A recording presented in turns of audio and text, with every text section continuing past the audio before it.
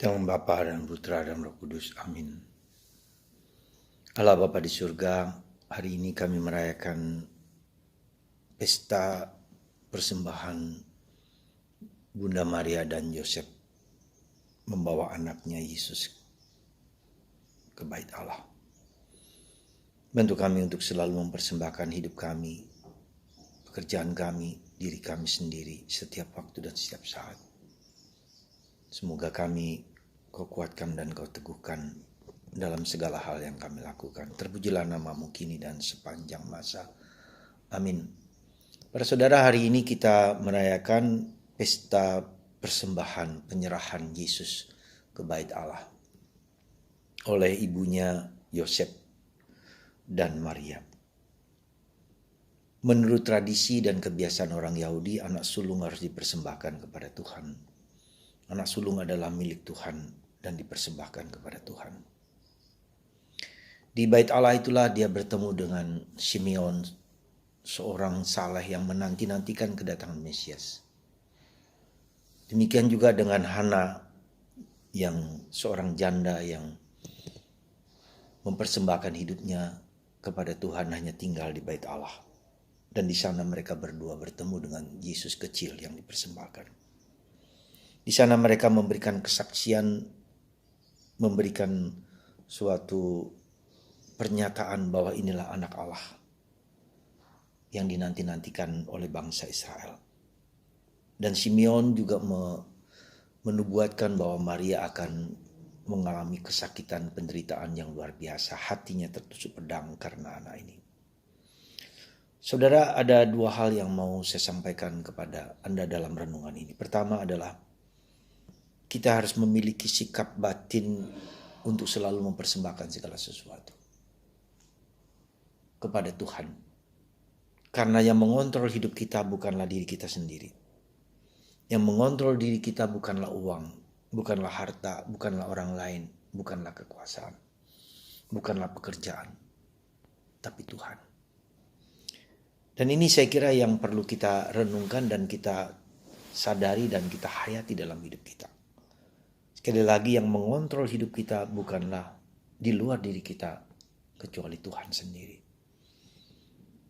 Nah, karena Tuhan yang mengontrol hidup kita, maka kita selalu berusaha mempersembahkan kehidupan kita ini kepada Tuhan. Kenapa demikian? Karena hidup kita itu penuh dengan paradoks. Hidup kita itu penuh dengan serba penuh dengan ambiguitas, penuh dengan ketidakpastian, penuh dengan sesuatu yang tak diharapkan tapi terjadi.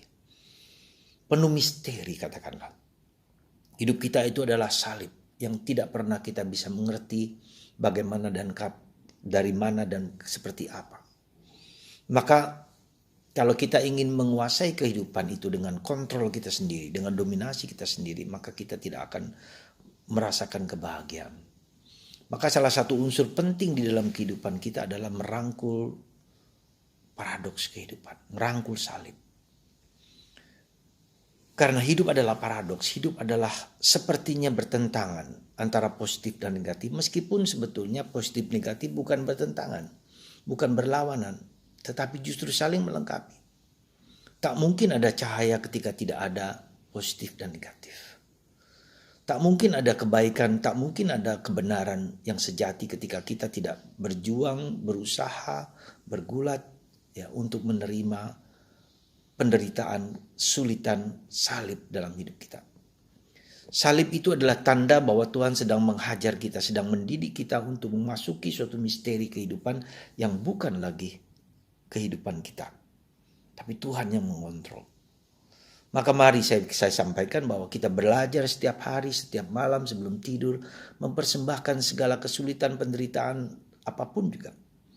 Karena paradoks kehidupan, karena kesulitan kehidupan itu justru memicu kita untuk adanya kreativitas, adanya inovasi, adanya dorongan untuk semakin mendekat kepada Tuhan, mengizinkan Tuhan mengatur hidup kita sedemikian rupa.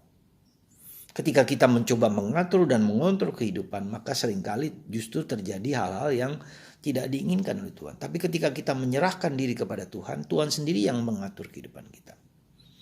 Jadi itu saudaraku terkasih, sikap penyerahan, ya, penyerahan Bunda Maria dan Yosef untuk anaknya kepada Tuhan adalah supaya kita belajar terus-menerus untuk mempersembahkan segala penderitaan, segala kesulitan. Justru dengan kita mempersembahkan itu, kita menjadi lebih damai, lebih tenang, lebih tentram. Tapi ketika kita mengontrol diri kita sendiri, mengontrol Tuhan, mengontrol kehidupan, maka kita akan mengalami kesulitan-kesulitan yang tak terbayangkan. Jadi itu yang pertama. Yang kedua, dalam kehidupan kita ini ada banyak orang-orang yang memberikan peneguhan, memberikan kekuatan, memberikan keyakinan, memberikan suatu informasi, memberikan suatu dorongan-dorongan. Simeon dan Hana adalah contoh orang yang menunjukkan kepada orang lain akan jalan kebenaran yang sedang kita lalui. Ketika kita sudah menjalani sesuatu yang menurut kita penting, benar dan saleh, jujur, maka ada orang yang meneguhkan kita. Jadi ketika kita mau melakukan yang terbaik, ada orang-orang yang menuntun kita, mendorong kita, membuat kita semakin kuat. Jadi lihatlah di sekitar kita siapa orang-orang yang meneguhkan pekerjaan-pekerjaan kita.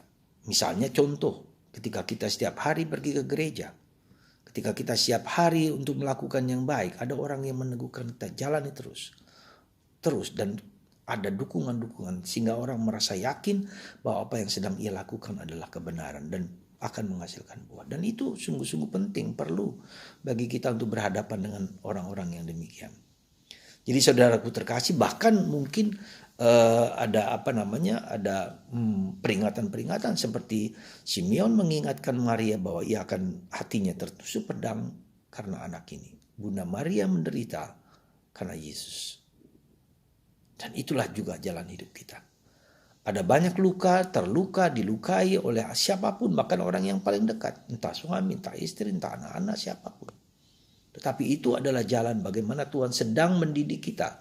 Justru karena dia mengasihi kita, maka dia memberikan pelajaran-pelajaran dan hajaran-hajaran yang seringkali tidak dapat kita mengerti dan pahami. Semoga Anda dan saya dan kita semua semakin belajar mempersembahkan hidup kita dan menjadikan penderitaan sebagai jalan di mana Tuhan sedang mendidik kita. Semoga Tuhan memberkati Anda hari ini juga, supaya kita terus-menerus belajar mempersembahkan hidup kita kepada Tuhan.